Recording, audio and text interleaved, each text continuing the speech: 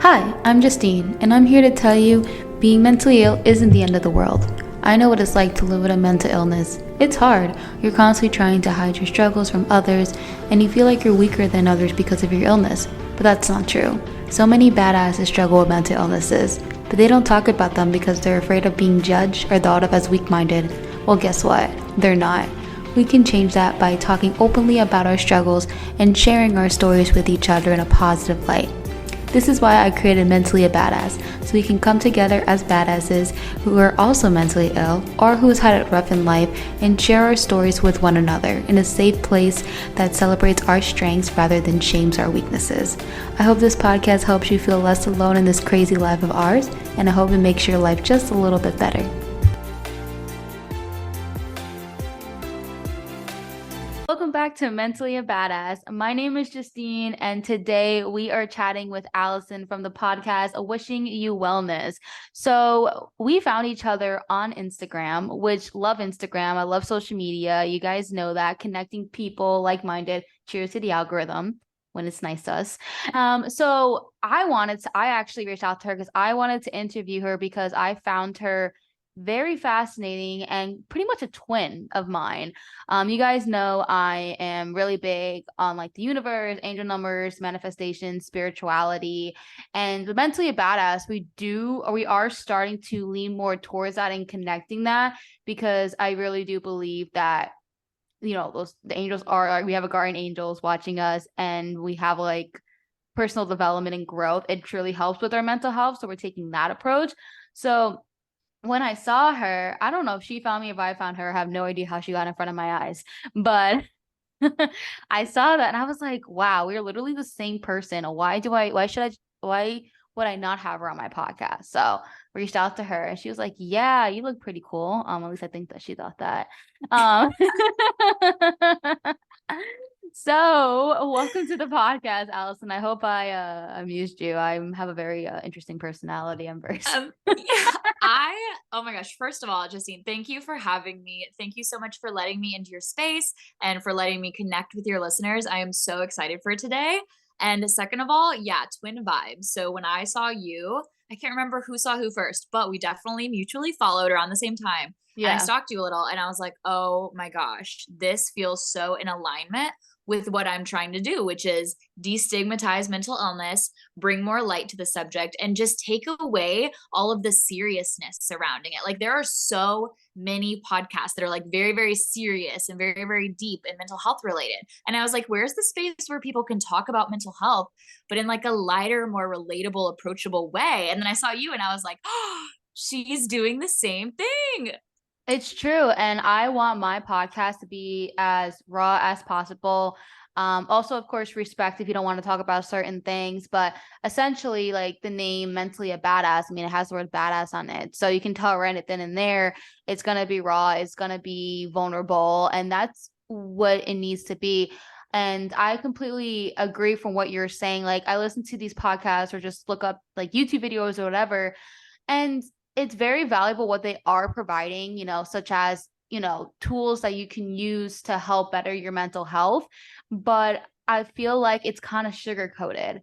And that's why I created Mentally About It. It's because I don't want the sugarcoating. I want people to be real on here. I want people to talk about their experiences because that is what is going to normalize the conversation. And Mm. that's why I want to bring people on here who are willing to talk about their story. So in this episode, I want to, kind of like dig deep into, of course, your background and get to know you, see how you've, move forward from what you've been through and then what you are doing today to help break that stigma. Mm. So let's chat about your background. So like how I don't know how old are you? I'm a 25. I turned 25 in December of this year on a cruise. So very, On a cruise. very good Okay. place to have a quarter life crisis. Like if you're gonna do it, I've been do there. it with a nice view. Yeah, no, definitely. I'm 27, so I'm like 2 years older than you. So essentially we are in the same generation, which is pretty awesome. Did you ever like think of, okay, there's like these memes and jokes on here where people are saying, like I'm depressed, but I'd rather be depressed on Space Mountain, like at Disney. It's like That's the one. so when you said that, you're like, oh, if I'm gonna be like having a mental breakdown or quarter life crisis, I might as well do it with a view. Like, Go ahead and put me on a beach for that shit. yeah, hey, that's why I moved to Florida. At least I can be depressed and under a palm tree. That's the one. So where did you grow up? So I grew up in a tiny town called Carlisle, Illinois. It's super teeny. I never get to talk about it because when people ask me to tell my story, they're usually like, okay, what inspired Wishing You Wellness? What inspired your coaching business? No one's ever actually had me start from the very beginning. So this is Well, I exciting for feel like me. it starts because I'm a big believer that your story starts from the beginning. We are going to talk about what you're doing now because that's very important, but I really want to learn your past to understand who you are today. Oh, this is powerful. I wish more people would ask me where I was from. I'm like, that just like unlocked a little part of me I didn't know existed. I'm like, I want to share this. But I Yeah. grew up in a small town, Carlisle, Illinois. It's like an hour from St. Louis, Missouri. Ended up moving to Missouri for college, spent some time in Spain studying abroad, studied abroad in a few places, and then wanted to go to New York for a little. So I did that. And then I came back and then I went to Death Valley National Park just this last year and did 4 months in the desert, which was Oh, amazing and intense and beautiful and horrific and all of the things. It was like the whole scale of emotions. And then I moved back in April to St. Louis, Missouri. And that's where I'm currently posted up until my next move. The goal is to live by a beach really soon, but I am like madly in love with my job and my staff here. So we'll see. We'll see which what the I want to future talk holds. about later, by the way. I have a lot of Yes. questions about that. Yes. Yeah. Love I it. was gonna say, if you want to move to a beach, come to Florida. Florida. That's what I hear, but like isn't it so humid down there during the summer? In the summer, yeah, but I believe in air conditioning. Hey. Well, it's like it's pretty. So what I've learned is that it's just rough during the hours of like 12 to 3, 12 to 4, whatever you want to like.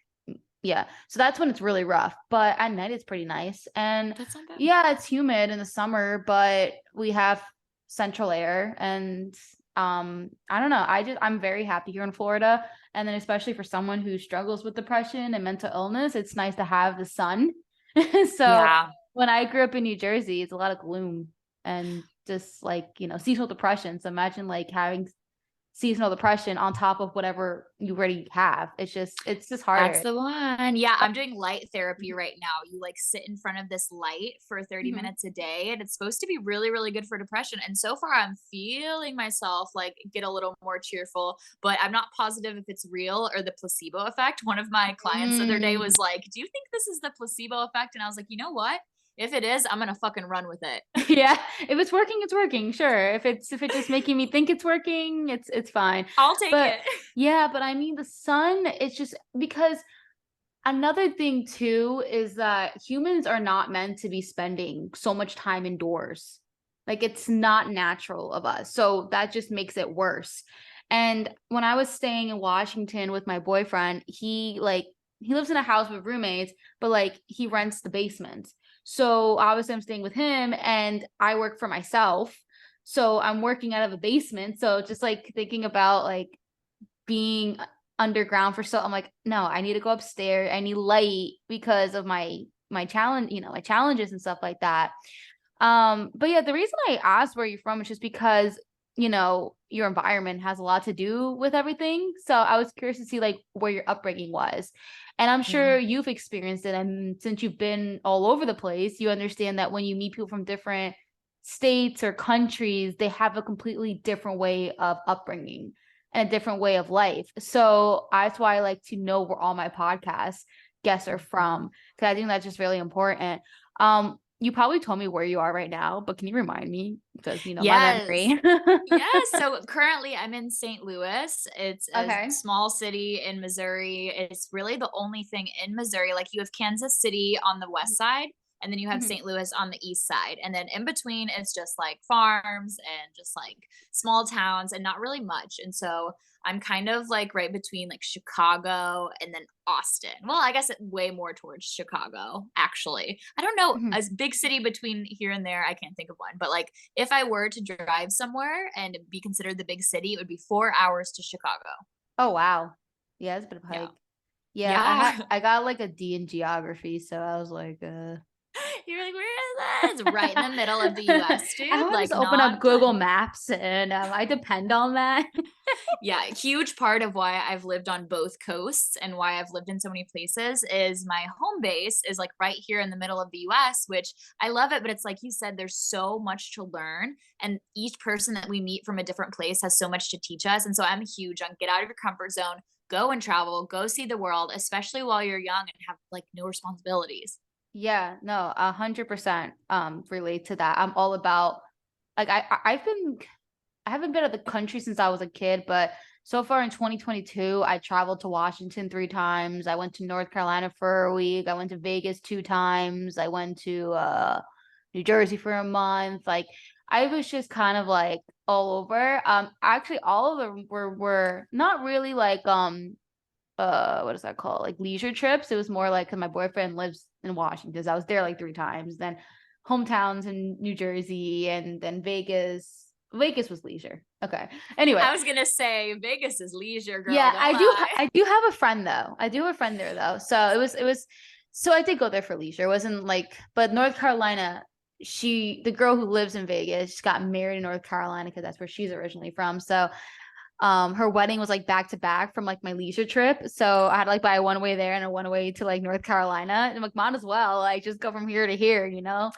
It Damn. was a lot. Yeah, it was, but I'm glad I was able to do it just because I don't like have to take off from work. I mean, I still like I'm able to make my own schedule, obviously. So, okay. So moving forward, so you are diagnosed with bipolar 1 and BPD, right? When were Correct. when were you diagnosed? So I got my very first diagnosis when I was in middle school. It wasn't even a diagnosis. I just went to the school therapist and like explained everything. And she was like, this is kind of presenting like bipolar. I would talk to a psychiatrist. And I was too young at the time to like really understand the weight of it all. I just knew something was wrong. I knew that I would have these huge bursts of creative energy where I was like Mhm. doing musical theater and I was doing cheerleading and I was doing dancing and I Oh my was God, I we're did the the same. same thing. We're the Holy. same. Called it, girl. And I was like writing these stories and I was just like expressing myself in 150 ways. And I was like, I know that when I feel good, I feel good. And that when I feel bad, it feels like the end of the world. I was like, let's Yes. push this aside for now. And so I did. I Yeah. pushed it aside. And then at some point in college, things got really, really bad. And I went in, and at first I was told I just had BPD. And Hmm. then a couple months later, I came back and I had hallucinated and heard voices and like went through a whole thing. And finally, I had someone listen to me and sit with me and do a full evaluation. And they were like, okay, it's bipolar 1 and BPD and Hmm. OCD. And I was like, well, great. It's the whole alphabet. Just give me like, can I buy a vowel?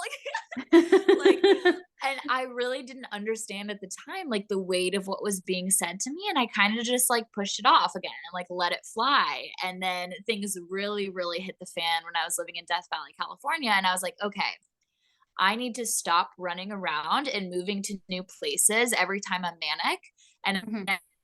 I need to sit still, do some healing, do some work on myself. And then once I feel good again and stable, I can go out into the world and do whatever I want. But for right Hmm. now, I have to hit pause and I have to put my mental health first for the first time ever. And that's when I started my podcast, Wishing You Wellness.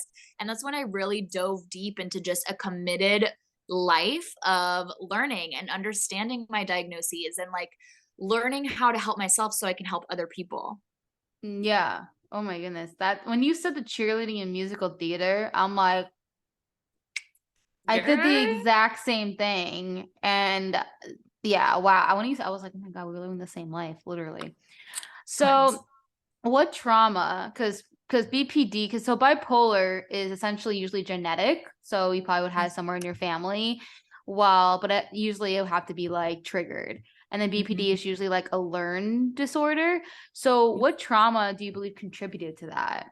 Yeah, I think it was a little bit of this and a little bit of that, but it all started being a young kid. And I really grew up in a good family. Like I was very lucky, but I had a dad who didn't really know how to show affection at all. And the older I got, the Mhm. worse it became. He had no idea how to like hug me or ask me how my day was. And like, there was just a growing disconnect. And I felt myself as a 13-year-old girl being so desperate for his love and affection that as soon as I turned 15, I got a boyfriend who was 21 and we dated for 2 years. And I think back and I'm like, whoa, those numbers are kind of gross and weird. But at the Mhm. time, it seemed so normal because I had basically found someone to replace my dad.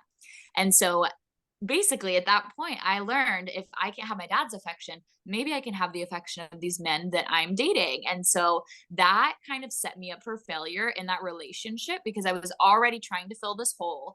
I was already just like really in a desperate place. And so my boyfriend basically lived with me and stayed the night all the time. I became super codependent. And then that relationship ended and I was devastated. And I remember not being devastated like sad and crying for a week. I remember being like, I'm gonna end my life. I'm gonna kill myself. And I told my parents that over and over again. And they were like, what are you doing? Is this for attention? Like, what is this? And I was like, I'm telling you, I don't know what it is, but it feels like somebody has lit me on fire and I'm burning to death.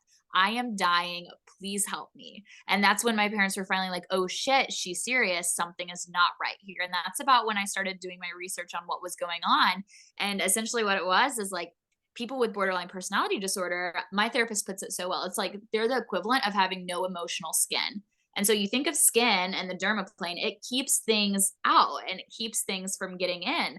We don't have that. When we have BPD, there is like no emotional skin at all. So anything feels so raw and so deep. And so a breakup for somebody with BPD can feel similar to like death or someone dying. It feels so final Like because grief, BPD, yeah. yeah, it develops as like a trauma response. I think that you had said trauma response, and that's the perfect way to put it. I think we live the same life.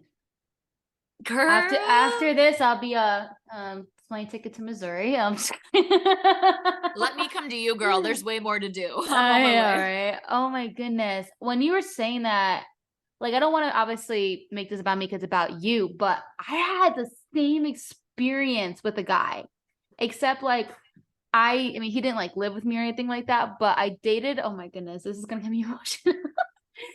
Oh, okay. Anyway, I had a boyfriend at the age of 15. We broke up at like we did it for a year. So like we broke up like 16 or whatever. He wasn't older than me. He was like a year younger than me. But when we broke up, it felt like the end of the world for me. And it let me tell you, it took me, and I hate saying this, it took me like 4 to 5 years to like fully, fully get over him.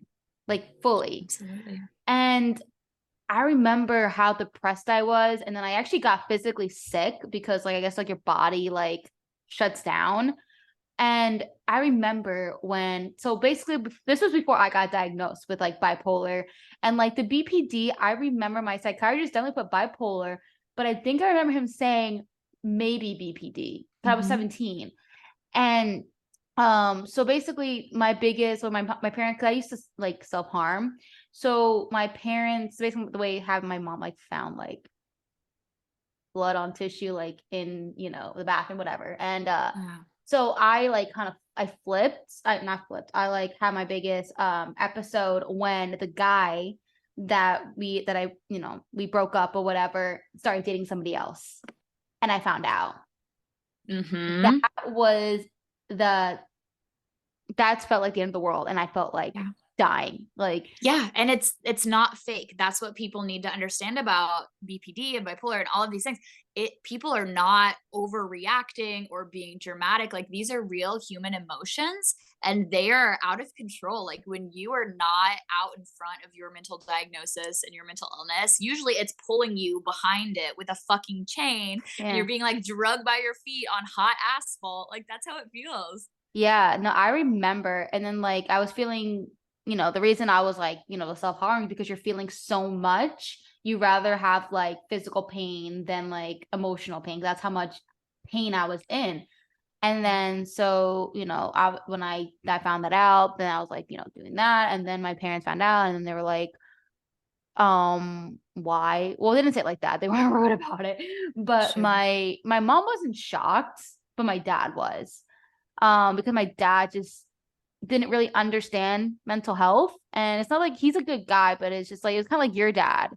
He didn't know how to express his emotions. Mm-hmm. And yeah, so it's kind of like I kind of had that too. But my dad would like, when he would be affectionate, it would be just like he would be too much. Yeah. Like it wouldn't like he wouldn't just like it wouldn't like be him doing like oh like neglecting me. Like he would just kind of like oh like hugging me and being like kind of like and I'll just kind of like push away and be like annoyed by him. And I kind of like let me ask you this. Do you what's your love language? My love language, it's so funny. When it comes to giving, I'm gifts all the way. I show my love with plane tickets and bags and shoes. Like I love to buy things for people. But when it comes to receiving, I'm huge on words of affirmation. Me And I'm too. and I'm huge on physical touch. And so growing up with a father who loved me maybe but never said that to me and never like showed me that and never showed up to my musical. I like he would come sometimes, but a lot of times he was not coming and a lot of times he thought my interests were weird. That felt so horrible to me because like my love language is words of affirmation. So I wanted to hear him say, Allison, I love you. I wanted to hear him say, Allison, I'm proud of you. And I wanted it so bad, but I didn't have the intellectual capacity yet to just be like, hey, dad, I need affection. So instead, I was like, how do I get affection? I act out. And then that eventually did turn into self harm too. I have a short history with self harm because I was just like, what is it going to take? I remember one time being in my room, and this was like a big moment in me kind of uncovering my BPD. And I was sitting there and I was like, I wish I would break my arm because if I broke my arm, I wouldn't have to go to school and I wouldn't have to overachieve for once in my life. And my dad would take care of me, and my dad would like sit by my bedside, and my dad would watch movies with me. And then I Mhm. realized in that moment, I was like, okay, normal people don't wish that their arm would break. Okay. Like, this is an okay thing. This is valid, I've but this is actually had those something thoughts too. I feel so validated when I share that and people resonate because, like, you say that in some rooms and people are like, what are you talking about? But people who are mentally ill and people who get it are like, that's not that far fetched. Yeah. And it's also just like other thoughts that we just like have like go through our head. Have you heard of this singer called Girl in Red? I haven't. Yeah, I definitely listen to her. Like her song Serotonin, just like the lyrics, and it's like she has like she was like, oh, I have intrusive thoughts, like cutting off my arm or something like that. Yeah. And it's like I sometimes have these kind of like thoughts that are just like disturbing, and I'm like, what's wrong with me? And I get like nervous. I'm like, should I lock myself up now? Like, and Right. when I heard that song, I was like, okay, I'm just low on serotonin, I guess, or whatever. I So, literally tell my clients that's the way to do it, like stand up to those intrusive thoughts, kind of like look at them and put separation in between you and the intrusive thoughts. Be like, okay, that was an intrusive thought. That was kind of a wild thought, but I'm not claiming it. That's not mine. I'm going to let yeah. it float through my head because so much of our intrusive thoughts are triggered by what we see in the media, what we see on the news. Like, I have so many like random intrusive thoughts about plane crashes because I have a phobia with flying. I fly all the time, but I absolutely hate it. Oh, me And the too. only reason my brain knows what a plane crash looks like is because I've watched it over and over and over again on movies, like on TV. I've read it in books, and I have just like put it in my brain so many times that now my brain will randomly be like, oh, plane crashing into water. That's going to be you. Final Destination. Yeah, apparently they're having a new So, one coming out too, like for like a oh, cruise. no, that's gonna be I just went on a cruise. I'm so glad that I already went on one because I would not again after watching the Final Destination cruise Or version. at least give it some time, you know. Right. But oh my goodness, yeah. So let's talk about so you have a job. Is it full time? It's okay, so it's part-time, but I'm working like 34 hours a week, so it may as well be full-time. Yeah, I get that. So it's a crisis intervention specialist. Is that kind of like the suicide hotline, or is it something else, or Correct. Yeah, so I am a crisis intervention specialist at 988 Lifeline Suicide Hotline. I work the for 988? uh-huh, Oh, yeah, okay, you yeah. call 988, you get me, basically. Yeah. You get me or one of my amazing coworkers. But yeah, I've been a crisis worker for 8 months now, almost 9. It has turned out it went from just being a job to kind of like make ends meet until I found my next job. to Mm-hmm. being like one of my purposes and one of the Mm-hmm. reasons I think I'm on this earth. I took to it really quick. I was a natural, and people were like, wow, you were just very good at like staying calm in these situations. And I'm like, well, I have been the caller more times than not. And so I understand what it's like to be in crisis. I know what it's like to be panicking, and you don't need another person panicking. You need somebody Yeah. who's completely level headed and ready to just like stabilize you. And that's what I do. I help people go from crisis mode to survival mode. Basically, I get people stable and feeling a little bit better. And then I find them resources so they can continue that journey and get out of survival mode and get back to feeling good. That's awesome. So the reason I wanted to bring that up because I feel like if I were to, for me with what I struggle with, the bipolar and the BPD and my emotions, and I'm also very empathetic. I feel like I always didn't think I would be a good fit for that because I feel like I would be crying with them, honestly. Mm-hmm. And So you do sometimes. yeah, so do you cry with them? Oh, Oh. totally. So I'm mostly good at keeping it together at least while I have them on the phone, but the other day I had a young boy who was like 14 years old, and Mm. he was just like telling me some really heavy stuff, and I started to tear up, and I was like, I'm literally with you. I am right here with you. I'm not going to get off this phone. I don't care if it takes 3 hours. Like, I'm not going anywhere. And just like it brought tears to my eyes hearing his story because we had a lot of similar trauma. And those are the calls that really get me. Like the addiction callers, people who are going through withdrawal, that gets to me because I went through addiction recovery, and I remember that desperate make this stop feeling that people feel when they're going through any kind of withdrawal. And when people call in a super manic episode with their bipolar, it's so hard not to like personalize it and be like, oh Mhm. God, I remember but Yeah. instead it's like when I get to the door of the crisis room, I check my whole former self at the door. I have an alias, like a different Mhm. name that I go by. We all do Mhm. to protect our identity. And when Yeah. I step in the door, like I become and embody my alias. Like I step into a new mindset where I'm just like, my goal here is to help people. All Right. of my shit is at the door, which is an amazing, amazing feeling because I've worked a lot of jobs where you just stand around all day and like you can't help but think about your own shit that's going on. But at this job, I can truly check my own bullshit at the door and focus Mhm. on helping other people. And so I definitely do empathize and I get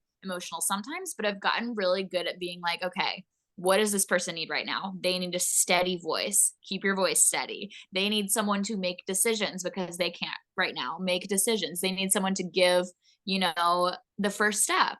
Give that first step. Yeah, that's good that you're able to like switch like once you go through that door. I feel like I never worked doing what you did, but I did work for Disney and I worked in a call center. And I worked for like Shop Disney for a couple of months because so I worked for Walt Disney World, that was my main, and then they had me like help out Shop Disney because during the time with the pandemic all the stores were closed, their phone lines were out of intent, so they basically like asked for help. And I actually had a couple, like one person call, and I was on the phone with them for literally 4 hours. And they were a cancer patient, and pretty much they just wanted to just talk. I don't even think they Wow. were like calling about any order. I really think it was just like they were lonely and something, and think they were like on a hospital bed or whatever. And yeah, I mean, I guess I felt like I did handle it really well. But I think, but it was also, I mean, I couldn't relate to them because I don't have cancer and I've never been in their position, but I'm, very easy to talk to. And I think they kept on that phone with me because they really like that. And I actually got that same person twice in like the 7 months that I was helping out with their phone lines. And it's kind of crazy how that happened because there's so many like so many people taking calls. So the fact Yeah. that it came to me again, that's Twice. interesting. I really hope that person who I was on the phone with. I hope she's like still doing good. I don't even know. Doing I good. don't know. Oh, I mean, apparently she told me she was dying. I know how dark that just sounded, but like I don't know. I have no it's good that you idea. were able to provide support in that moment. And I think it's so special that you took those 4 hours because a lot of people would be like, okay, I make minimum wage or like a little bit above it. Screw this. I'm going to hang up. This isn't what I'm here for. And you were like, no, I get it. Like, I want to sit here in these feelings with you and help you just like be a listening ear because that's really all it is. And I tell Yeah. people, like I can't put an exact number on it, but I would say 90% of my calls at the hotline are non-crisis, or they're at least low or moderate risk. And so Mhm. people are lonely, they're sad, they're depressed, they just want Mhm. someone to talk to, they're dealing with trauma, they're coping through panic attacks. And then Mhm. 10% are the actually like actively suicidal or about to become suicidal kind of hotline calls that we get. And a lot Uh, of the like less higher risk calls we're supposed to refer to warm lines where they can kind of talk back and forth and stuff. But if unless I have another call in the lineup, I will sit and talk with somebody because I just believe that each person matters. And if we mhm. start treating people like numbers and we're like, okay, you need to go to a warm line, you're not suicidal enough to be calling us. I don't You're not believe in that. suicidal enough for Right. I'm like, no, no, That's no. horrible. If someone is dysregulated enough that they're calling a Right. suicide hotline, something is going on. And people won't always tell you right away. Like I'll have calls all the time where I'm like, are you thinking about hurting yourself today or ending your life? No.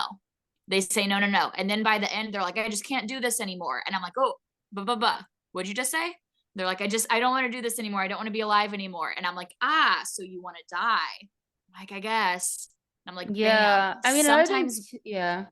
Sometimes you got to peel back the layers. Oh, 100%. And I think another thing too is that I feel like people are probably scared. Like if you were to ask those questions right in the beginning, hey, are you suicidal?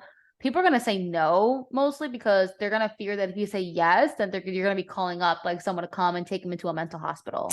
Literally, I have to tell people all the time that so there's these rumors that go around TikTok that if you call 988, we immediately dispatch like 911 and it's literally not true. I don't know I where never these saw that. That's crazy. Yeah, I saw a few of the videos and I was like, this is wild. It's like, don't call 988. They'll send the ambulance to your house and then you have to pay the bill. And I'm like, okay, we What? literally, that is like the last resort. Like, I will do everything in my Yeah. power to keep you out of an ambulance unless you tell me, Allison, I'm going to kill myself. And I will Yeah. not put the gun down and or I already took the pills. Like, unless you're going to do it, I'm not going to send them because I know that the last thing you need if you're suicidal and dealing with some shit is some crazy bill you can't afford. And so if Yeah. there's any way to keep you out of the wee woo wagon, I'm gonna do it. Like, and I'm not every crisis worker. I'm sure other crisis workers have a more like better safe than sorry approach than I do. But if someone's Yeah. willing to plan with me, I will safety plan with them as long as that takes and get them in that place. There are some situations where someone has already done something or Yeah. they're all alone, no one's coming, anything like that, we kind of have to initiate what we call a wellness check, and that's when PD comes. But there's another option nowadays. It's People are universally attracted to cute things. Plus, your everyday anxiety will be magically calm once you start to color.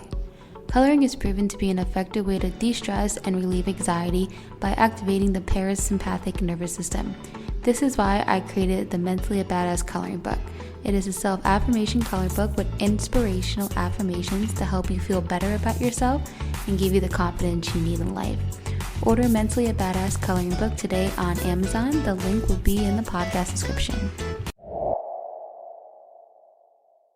really cool. It's called a mobile crisis unit. Mm-hmm. And they're way, way more affordable than the ER. And someone actually comes to you, like a certified social worker or something like that, and they talk with you and they assess you and see where you're at. And then they go over some options with you.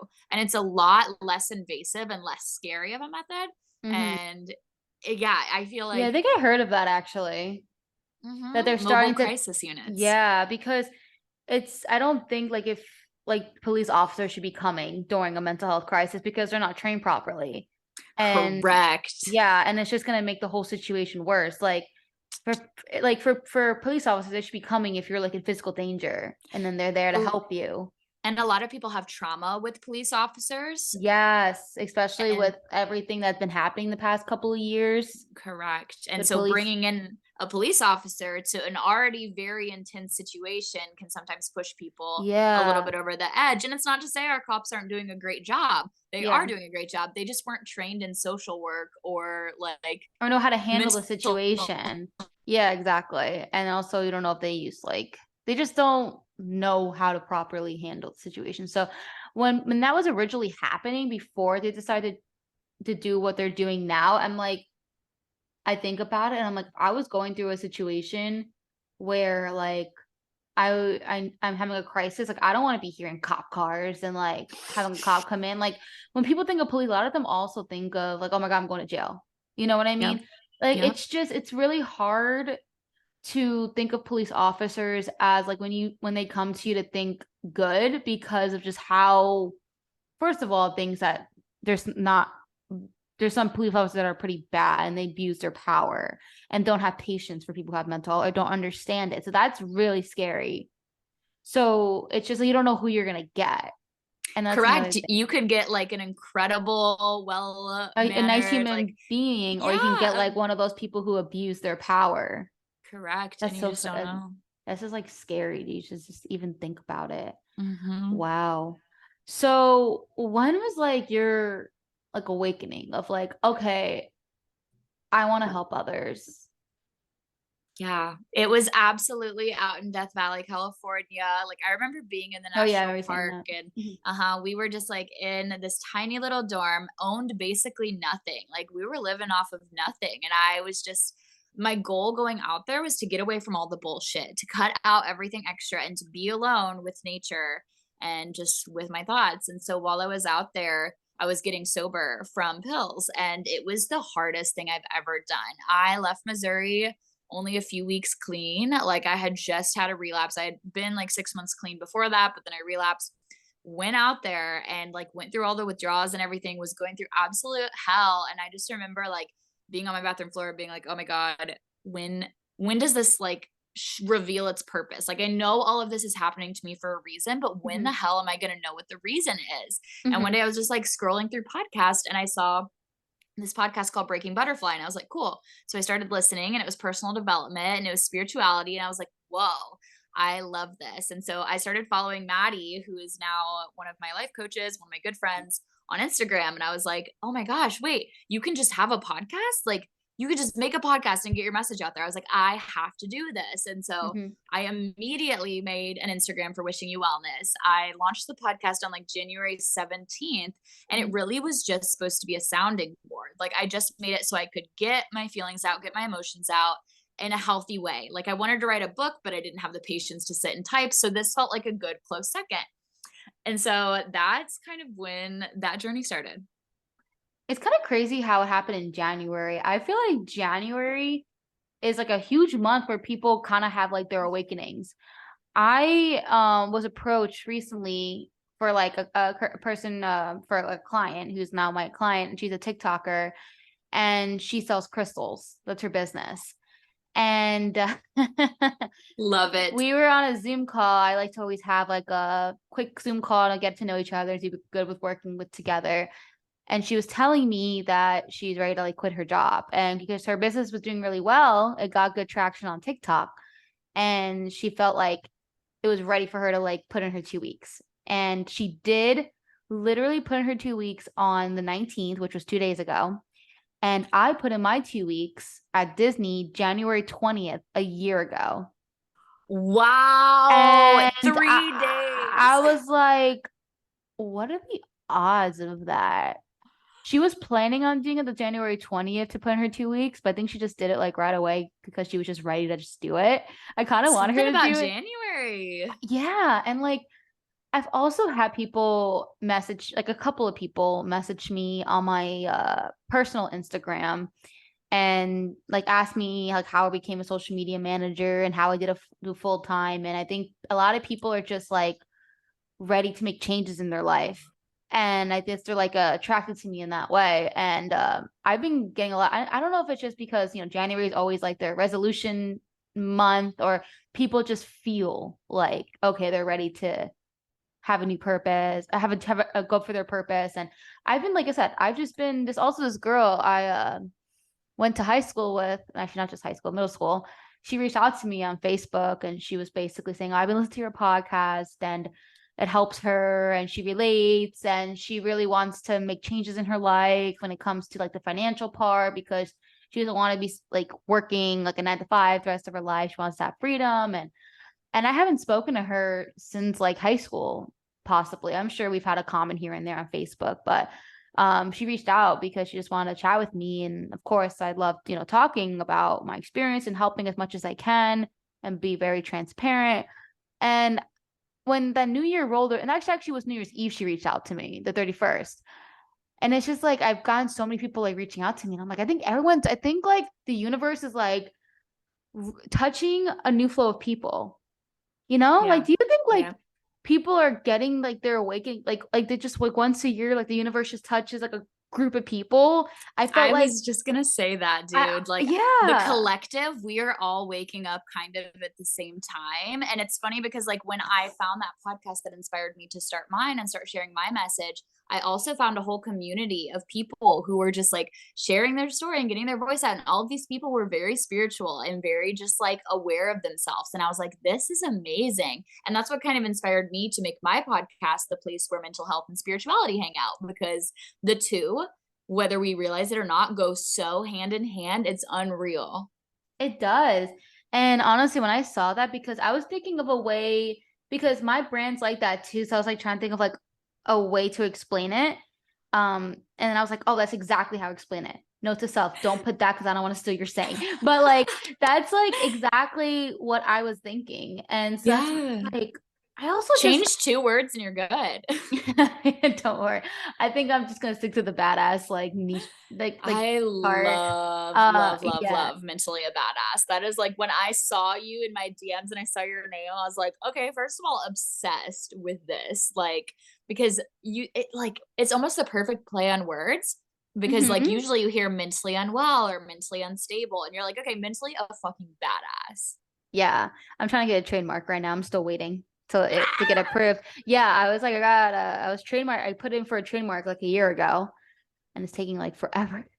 Oh my God, felt it's resonating. I mean, I was told it's a lengthy process, but as long as I have the application in, no one can take it because the way it works is like if Definitely. someone try to like I mean, I know you wouldn't do something like that, but if someone took mentally about us and tried to trademark it, they wouldn't win because I'm already ahead of the game. Yeah, Um, you got your shit. Your yeah, ducks are so in a row. that's why people are like you because honestly, I wasn't even thinking about trademarking it, but since I have a coloring book under the name and now a journal, they were like, Justine, you need to like trademark this because anyone could just like copyright that name and don't lose that name. And I'm Yeah. like, yeah, you're right. And I've Googled and everything, and I'm like, it's mentally a badass used anywhere else, and it's not. I mean, there's like you're a badass, mentally unwell, like we were saying, or a mental badass, or like stuff like that, but it was never mentally a badass. And I was like, Love. no freaking way that I'm gonna grab this. And Girls. before the attorney put the application in, they do a more of a deeper search and Mhm. came back as like, no, doesn't look anyone used it. So let's go ahead and do it. I was like, all right. So Sign me um up, babe. yeah, so I hope it does. I really hope it gets through. I was just like nervous about the word badass, but like, I mean, I hopefully it's fine. But um yeah, but let's now start digging into like your current life right now. So for me personally, with bipolar, I struggle with like my mornings a lot. Mornings are hard for me. Today I got to bed at 10:45. It's bad. I really want to be one of those people who get up early and be one of those people. It's really hard. So do you relate to that? Like what's your take on that? Yeah. So for me, I would say the ways that my bipolar shows up is more just like what is it, intrapersonal, whatever the one is where it's just for me. So Hmm. my bipolar you wouldn't know about from the Hmm. outside looking in, but my BPD shows up in my relationships.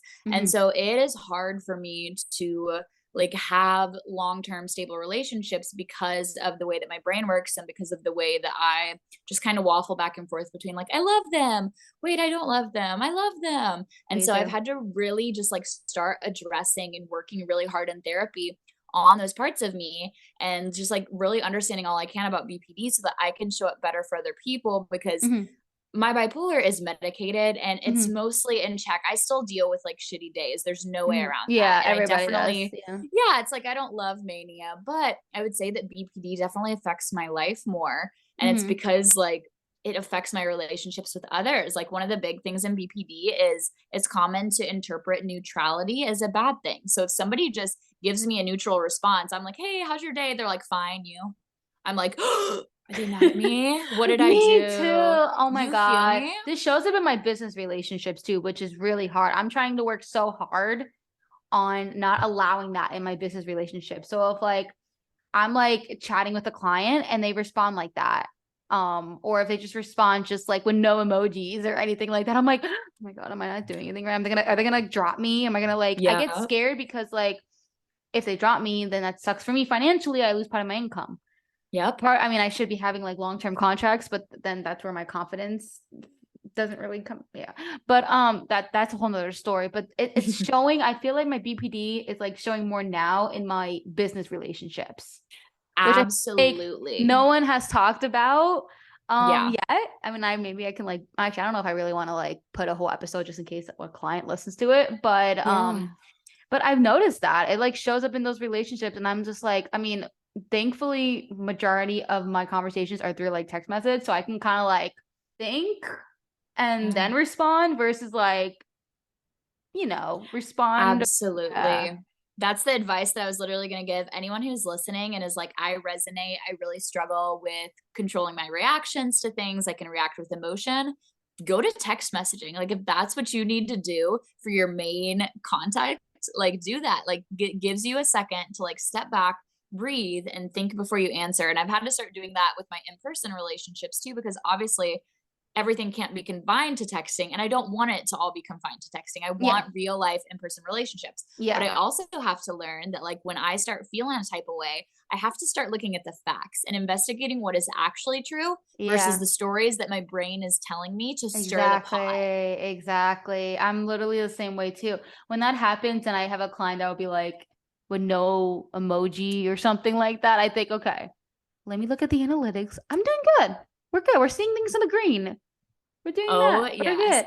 good. Um, yeah. So I don't know. It's just I do like mix the way conversations are with my clients. I mean, majority of it's through text message, but like, a lot of it's once we do like once a month, like meetings and stuff like that on Zoom. But anyway, that's irrelevant.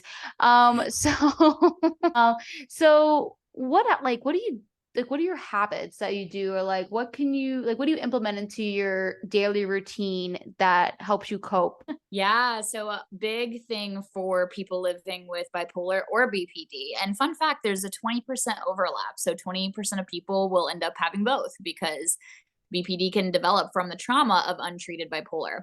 Anyway, habits. I would say like routine is so important for people who are living with any kind of mental illness. And so I'm very specific.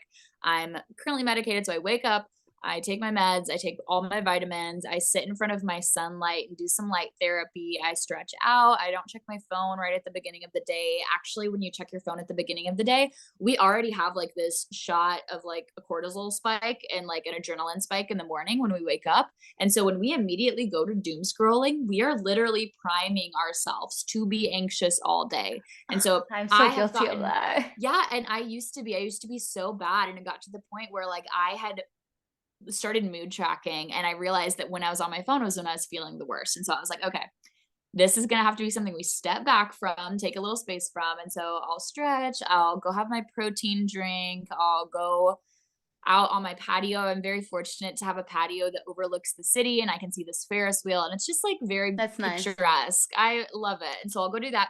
And then my before bed routine is I put on one of those weird things on my whole face and it's like an ice thing and it's like really good for your skin. They look like scary like killer masks, but they're really just like you put them in the freezer, you take them out and they're ice. Oh, that's And really so cool. it's really good for your skin. Yeah, I'll do that for like 15 minutes. I'll do my skincare routine. I will stretch again. I'm just always stretching. Like Mhm. whether I'm at the airport, the office, or my house, I am probably like doing the split somewhere, just trying to get more flexible, get more agile because it feels good. And then I also take a warm shower and then turn it to cold, like the sadist I am. People always are like, "What is wrong with you?" And I'm like, I discovered one day that it worked for my mood swings and it worked for getting me like not out of an episode, but kind of de escalated from mania. I will never again use anything else because cold showers work so well. And when I was quitting anxiety meds, I don't take any anxiety medication now, but as I was quitting them, I was having panic attacks like every night. And so I found that when I went to the hot water for a while, sat there, then made it warm, then slowly made it cold, it gave me like this shot of energy in my body. And I was like, whoa, I kind of feel amazing. Like at first it hurts and you're like, this Yeah. sucks. But then after a while, you're like, whoa, I feel great. I just had a deja vu moment. I feel like I don't know if I talked to somebody or maybe watched a video or something, but they literally told me like the exact same thing about like they'll go in their shower, they'll like switch the temperature. It's just crazy. It was like literally a deja vu moment, which is kind of Mm-hmm. crazy. But you gotta send me the link for that mask thing. That I'm really interested in that. Girl, But bet it comes with an eye one and a face one, and you can either make them warm or cold. So, like, I always warm up my eye mask and go to sleep with my warm eye mask on, and I use the cold one for my skin. oh, that is so cool. That also sounds like super relaxing. Wow. It is. It That's feels like a little spa experience, and when you're wearing it, you just feel so fancy. Oh yeah, definitely. Wow. So you definitely have a good routine. I feel like what I struggle with is keeping a routine. Like I'm like guilty of waking up and scrolling. It's even worse when like Okay. it's even worse when my business, like I have two phones. I have one for my personal, one for my business. I did that because I wanted to not mix my business on my personal phone. So I literally like have two. We got two phones. The That should takeout reel of this is going to be so good. Oh my God. Yeah. So I got two phones just because like it just helps me like this phone is fully business. Just throw it somewhere. I don't want to deal with that, like Yeah, and having your personal life separate, that's really, really yeah. healthy. Yeah. And I was super lucky, and I think the universe was on my side that Verizon was having a promotion that if you add an extra line, you get a free iPhone.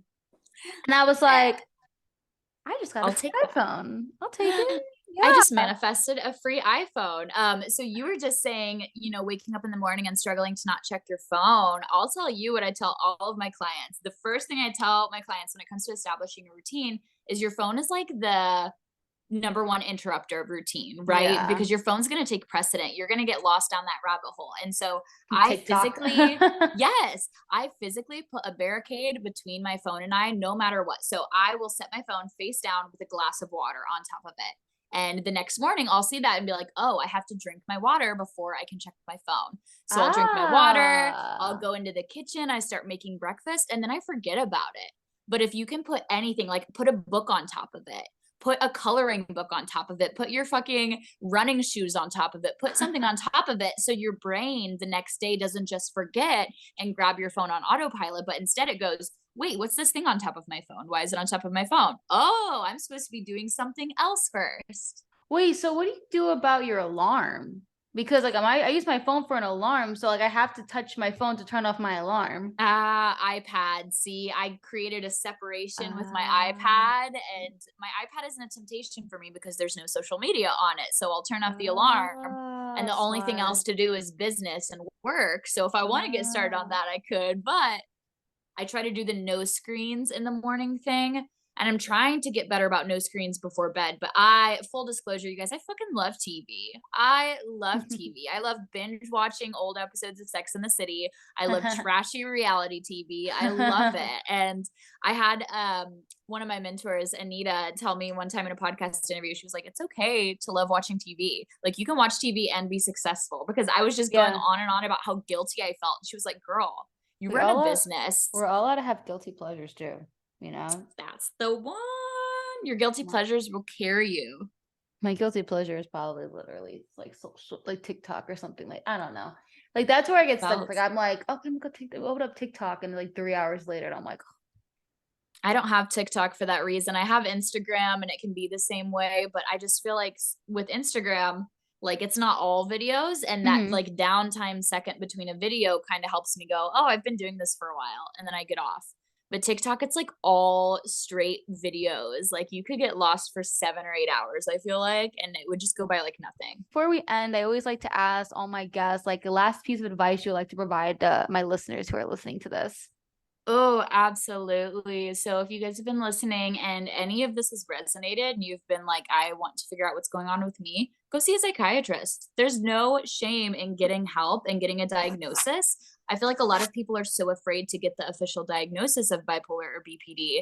But like the thing is, you have it either way, right? Whether you name it or not. And when you name it, you give yourself the ability to access help and to Mhm. start getting coping skills and strategies and start taking control of your life or taking medication, going to therapy, whatever you need to do to show up as your best self. And you can live a full, abundant, incredible, amazing life having mental illness. Your mental illness does not get to take away all of the amazingness that this world has to offer you. You Mhm. just have to do a little bit more work, and That's what that's I okay. say.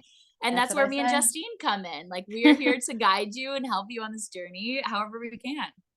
Yeah, that's crazy how you said it just like that. You just have to work a little harder because I've said that too. When like growing up in school, I've always like had bad grades and everything like that. And then people, I was diagnosed in college, and oh, you have ADHD. And so I was thinking, like, you know what, I could achieve anything I want.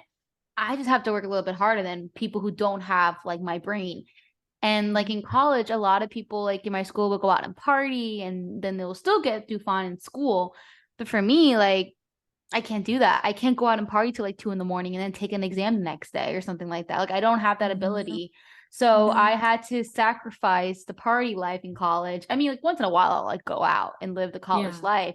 But like I lived with people who would party like almost every single night and live that Yeah. kind of life. And like I was like, wow, I guess I was kind of in a party school, but I was like, how do people do that? How do people like have those kind of lives and do well? And I'm just like, Draining. And yeah. the thing is, some people do, but for a lot of people, it catches up with you. That's what happened to Mhm. me. I partied all through college. I thought nothing could touch me. And then Mhm. I got this fun, like, stage 6 addiction that I had to work through. And so it starts off as just like, let's party till 2 a.m. And then before you know it, you're in your mid 20s and you're having to go through drug withdrawal. Like, it Oh is a wow. very quick and slippery slope. And so that's my other piece of advice is like, party, live it up, live your life to the Mhm. fullest, but like also take care of your mind. And like if you Yeah. feel like you are using substances for the wrong reason and you're using them to numb out and quiet your mind, Mhm. that's when you're abusing a substance. We can abuse anything, weed, Mhm. alcohol, pills. It's all about if we're using them in moderation and with intention, or if we're just using them to numb out and pretend everything's fine. Yeah. I blinked out again. My goodness. You're No, so I fine. literally took everything in what you were saying and I was like, I completely agree. I was like, wait, how do I respond? Like Yes, that happens to me all the sometimes time. I And have I that too. And I think it's like I took in so much information and then I'm like, okay, it's my turn to talk back. And I'm like, you're like, I'm uh still listening. Like, yeah, I know. Definitely, she does have a pretty awesome podcast. Not pretty awesome, awesome podcast. It's called Wishing You Wellness, which is definitely very unique. And I'm gonna put all of those links like in the actual description for them to find you. So don't worry, I'll make sure I put all that in there. And then I'm also gonna be on her podcast. I don't know when yet, but very of course, just soon. follow us on Instagram. We put all the updates on there. But yeah, but thank you so much for being on here. I feel like this was such a good conversation that I kind of forgot we're like recording a podcast. I was like, oh wait, we are recording a Same. I like if it wasn't for your mic being right in front of you, I swear to God, it feels like we're just FaceTiming and talking live and having girl chat. Like these are how my conversations go anyway. So it really did feel like we were just bonding. yeah, no, seriously. And I was like, yeah, and I the only time I realized it was like, okay, I see the recording like delay thing. It's like saying recording. I'm like, okay, yeah, we are on a podcast right now. It Uh, snaps you back to reality. Well, thank you so yeah. much for having me on too. It's been so amazing getting to share this space with you. Mhm. I love your energy. I love your mission. And so I'm really excited to get to connect with your listeners and get you connected to mine in the next month or two. Yeah, thank you. I'm super, super excited to be on your podcast. Thanks for listening. Hope you guys have a great morning, evening, or night wherever you are. And stay tuned for next week's episode.